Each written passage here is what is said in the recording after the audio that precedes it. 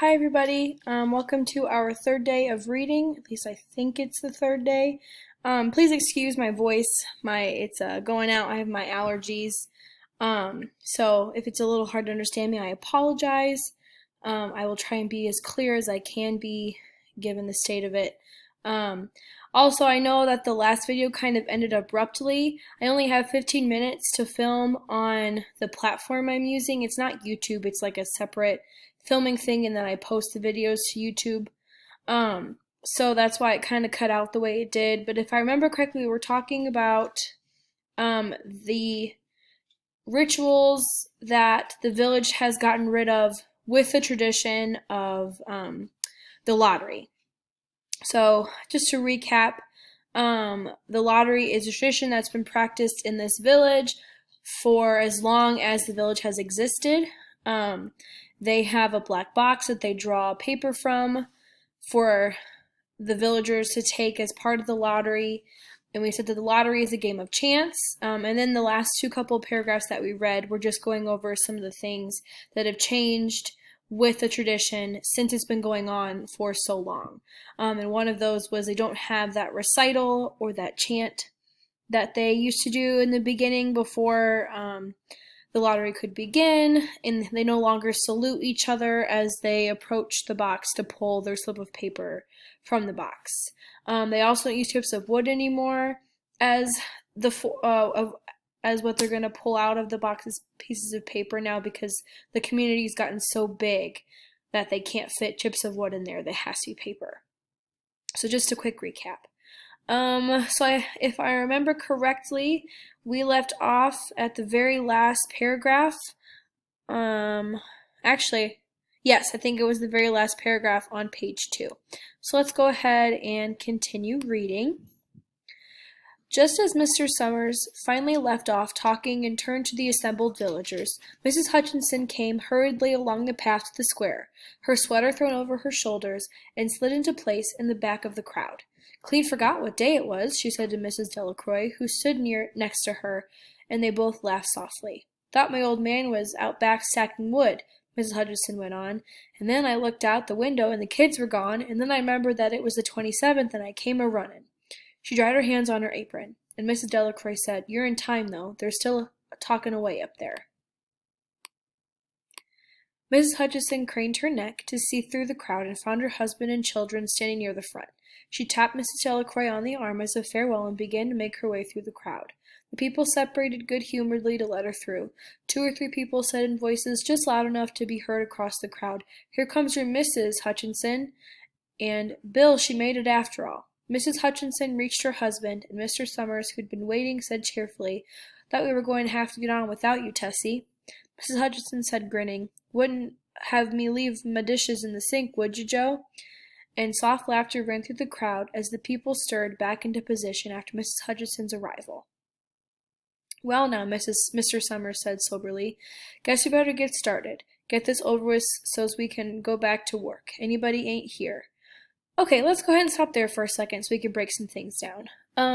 So I don't know if I've made it clear to your particular class yet or not, but the lottery is essentially how the villagers sacrifice someone. So it's a game of chance in the way of it being a game of chance for your life, right? So one person draws a marked slip of paper from the black box as a part of the lottery, and that person is sacrificed for the good of the community. And we'll kind of get into the specifics about that here in a minute. Okay, but just so you are aware, it's not necessarily the type of lottery where you win money, right? It's not a good thing. Somebody ends up dying. So, with that in mind, I want you to think about, just for a second, how these people are feeling. Standing there in the town square in the crowd, waiting to draw their pieces of paper, whether it's for their family members, for themselves, regardless, right? And I mean, I'm sure you can imagine what that would feel like, right? You're scared, you're anxious, you're nervous, maybe you're terrified, right? Because that could be you who goes, or maybe one of your family members, and you have no way of controlling it.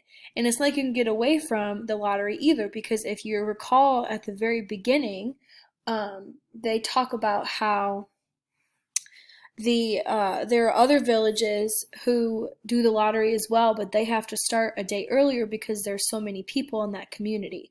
So from what we've gathered from the story so far, other communities are also doing the lottery as well. So it's not like you can escape it and go somewhere else. So these people are feeling really scared and nervous right now as they're standing in the crowd. And this interaction with Mrs. Hutchinson is just a form of comic relief. She's kind of relieving the tension for the reader and also for the crowd as well. So just something to keep in mind. Another thing I want to talk about is the language. When an author uses a specific kind of language, so for example, guess you better get started, get this over with, so's, we can go back to work, anybody ain't here. That's called a dialect. And that's just how the author writes in the specific voice of maybe a certain region or a certain part of the world. And in this case, she's writing how she thinks the people in this village would sound like.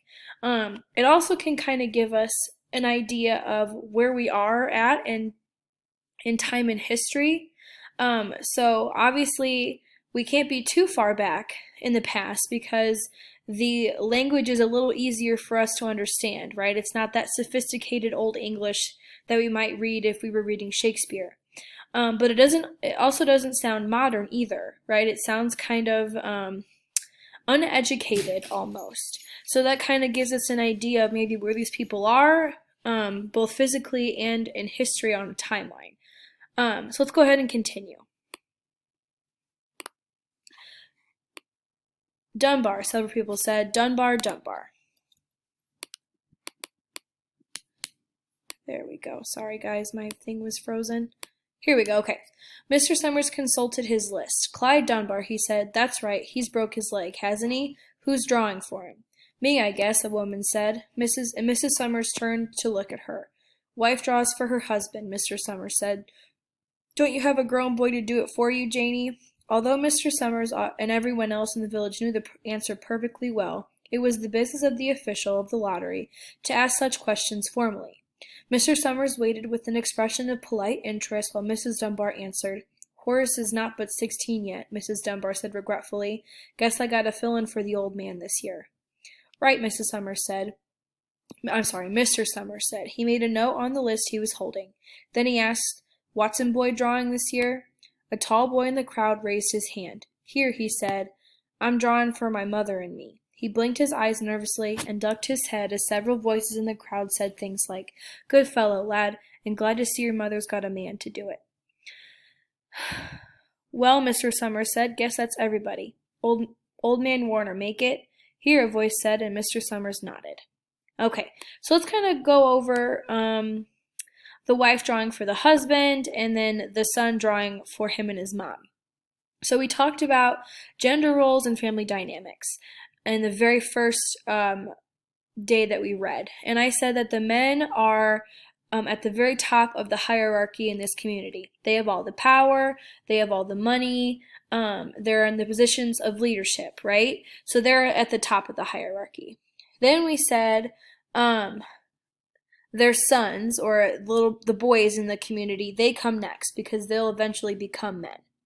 And then after the boys or the sons is their mom or the women, and they do the cooking, the cleaning, and obviously taking care of the family in general. And then finally we have the daughters, right, who are property of their fathers, so they don't really have much of a say in anything.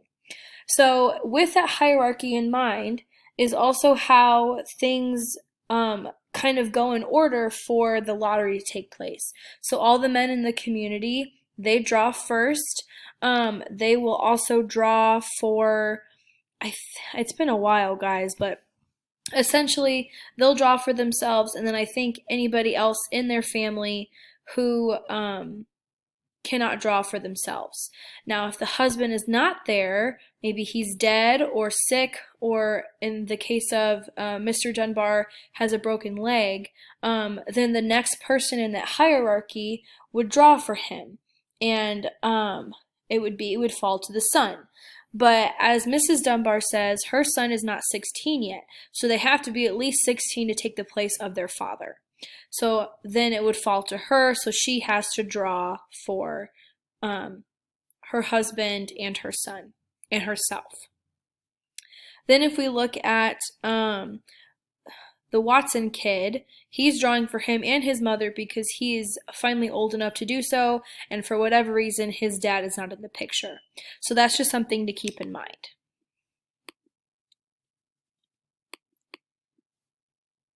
Okay. Here we go.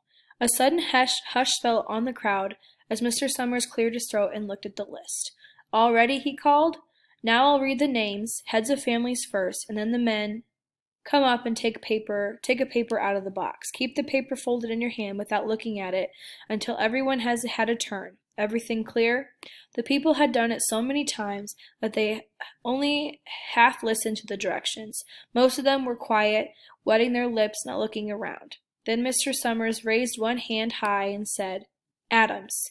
A man disengaged himself from the crowd and came forward. Hi, Steve, Mr. Summers said, and Mr. Adams said, Hi, Joe. They grinned at one another humorlessly and nervously. Then Mr. Adams reached into the black box and took out a folded paper. He held it firmly by one corner as he turned and went hastily back to his place in the crowd, where he stood a little apart from his family, not looking down at his hands. Sorry, I was checking to see how much time I had left. Okay. Allen, Mr. Summers said. Anderson, Bentham. Seems like there's no time at all between lotteries anymore, Mrs. Delacroix said to Mrs. Graves in the back row. Seems like we got through with the last one only last week. Time sure does fly, Mrs. Graves said.